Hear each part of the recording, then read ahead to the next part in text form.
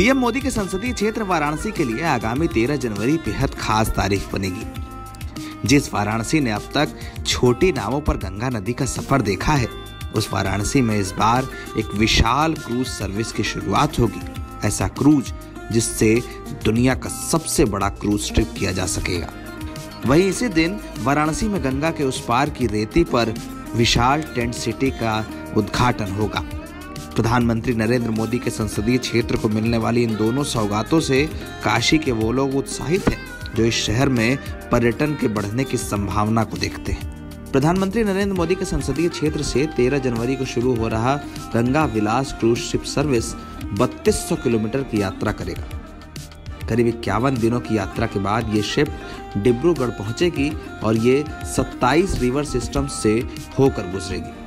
MV Ganga विलास नाम की इस शिप में बहुत सारी ऐसी सुविधाएं हैं जिसे देखकर आप कहेंगे कि लग्जरी हो तो ऐसी हो।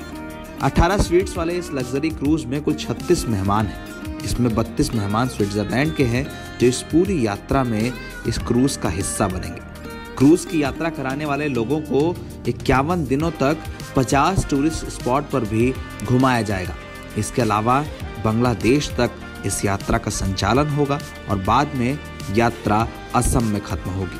क्रूज सर्विस के अलावा वाराणसी में विशाल टेंट सिटी की भी सौगात आम पर्यटकों को मिलेगी। इस टेंट सिटी से पर्यटन का विस्तार कितना होगा, इसे सिर्फ इस बात से समझना चाहिए कि टेंट सिटी के लिए अब से ही लंबी बुकिंग होने लगी है।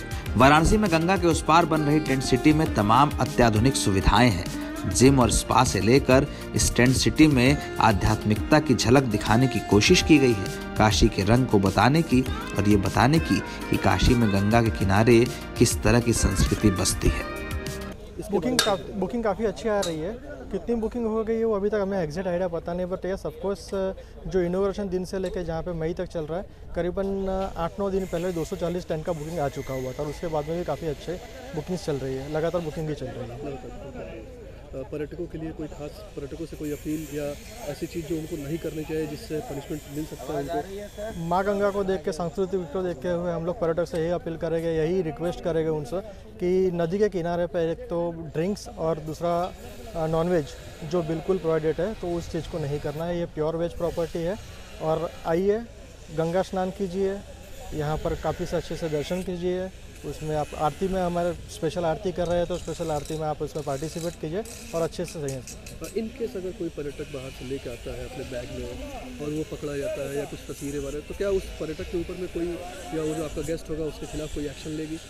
हम लोग हैं इस हॉस्पिटैलिटी के, हम लोग अगर ऐसा कुछ हो रहा है तो हम लोग तुरंत उस पर्यटक को यहाँ से चेकआउट करोगे। वाराणसी में बन रही इस टेंट सिटी के लिए तमाम लोग अपनी बुकिंग्स कराने में जुटे हैं। 13 जनवरी के बाद इसे आम पर्यटकों के लिए खोल दिया जाएगा। वहीं गंगा विलास क्रूज सर्विस की भी शुरुआत हो जाएगी।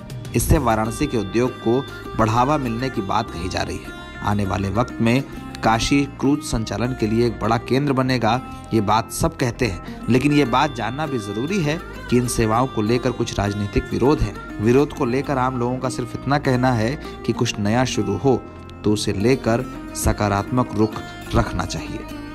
NBT ऑनलाइन की रिपोर्ट।